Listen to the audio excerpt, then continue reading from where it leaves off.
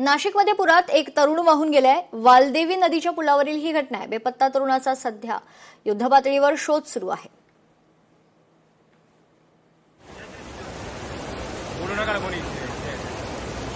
रविकांत तुपकरांकडून राज्यव्यापी आंदोलनाचा इशारा देण्यात आलाय। शेतकऱ्यांसोबत घेऊन आंदोलन खरं तर उभारलं जाणार आहे।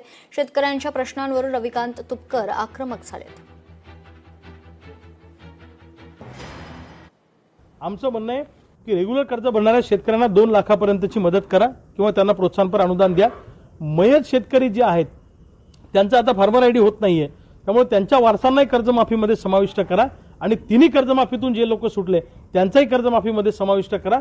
या मागण्या घेऊन लवकरच मोठं आंदोलन येणाऱ्या काळामध्ये आम्ही या ऑगस्ट महिन्यामध्ये उभं करणार आहोत आणि त्याचा एल्गार आम्ही कोल्हापूरमधनं त्या ठिकाणी पुकारणार आहोत।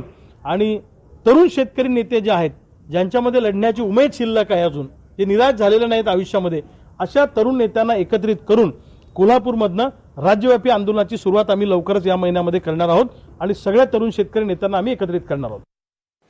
बदलापुरात रहिवाशांचं 3 दिवसांपासून उपोषण सुरू आहे। पालिकेच्या अतिक्रमण कारवाई विरोधात उपोषण सुरू असल्याची माहिती आहे। छत्रपती शिवाजी महाराज नगर भागात पालिकेच्या वतीनं ही कारवाई करण्यात आली।